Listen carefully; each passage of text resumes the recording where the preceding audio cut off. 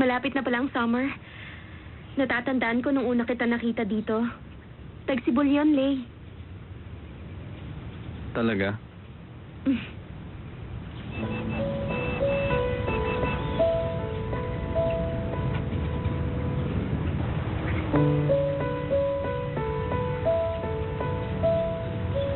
Mauna na ako sa'yo. Ano naman to? Invitation para sa party ni Chin.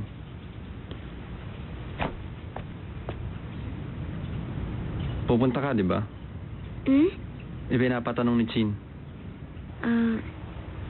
Oo, sige.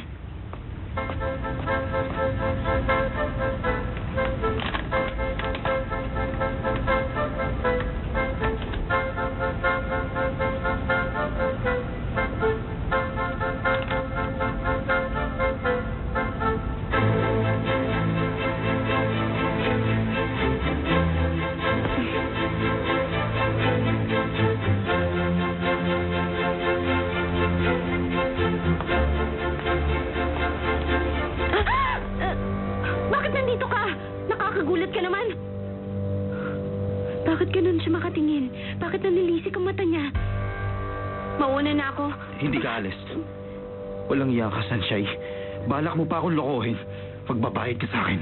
Hindi kita maintindihan. Hindi ko alam ang sinasabi mo. Bitiwan! Kagagawan mo ang lahat ng ito. Ano ba? Wala akong ginagawa. Yun ang akala mo. Bitiwan mo ako!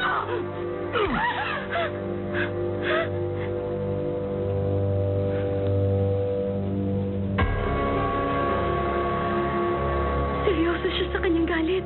Pero bakit siya nagagalit sa akin? Layuan mo ako! Tulungan niyo ako! Layuan mo ako! Tulungan niyo ako! Saklala! Tulungan niyo ako! Huwag ka lang lapit! Bitiwan mo ako! Bitiwan mo ako para mo na sa akin ang isa! Nakikiuso pa ka! Bitiwan mo ako!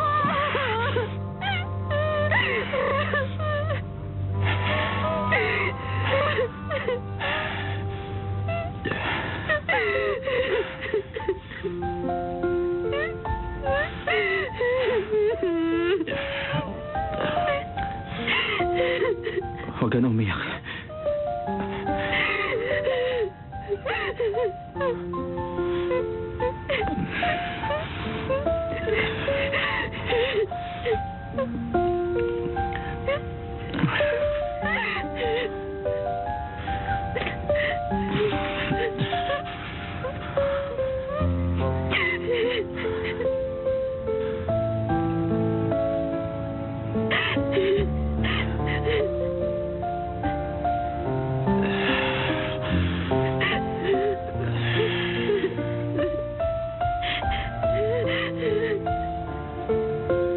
Tumahan ka na.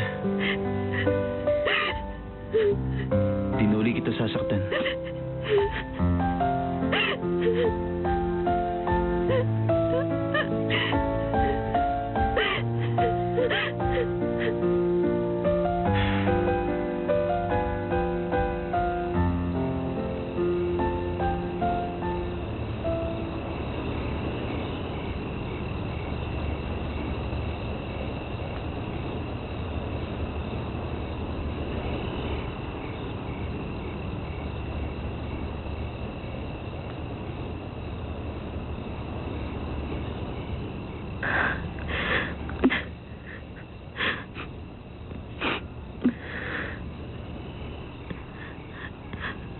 Tama, nandito na po ako.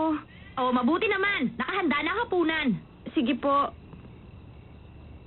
Oh, bakit ganyan ang suot mo? Kanino naman damit yan?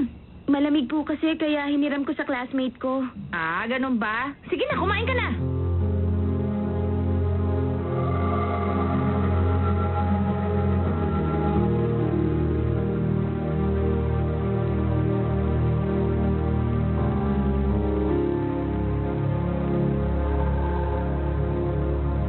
Ano ba talaga ang nangyari? Bakit? Ano bang pumasok sa isip ng lalaking yon? Maganda naman ang ngiti niya nung umaga. Hindi ko siya maintindihan. Ano ba talagang iniisip niya? Kagagawan mo ang lahat ng ito. Ano ba? Wala akong ginagawa! Yun ang akala mo! Bitiwan mo ako!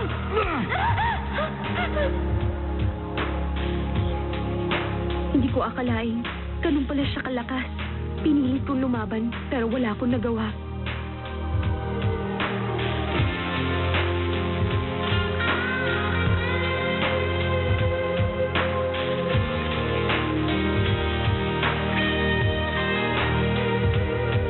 Bitiwan mo ako!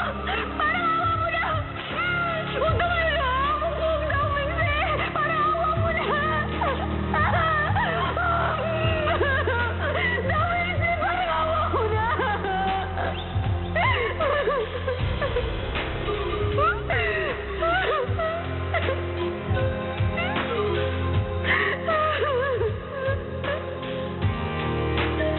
Ano ba tong ginawa ko? Alam kong hindi ganun si Dao Minse. Nararamdaman kong hindi yun ang tunay niyang pagkatao. Pero bakit niya nagawa sa akin yon?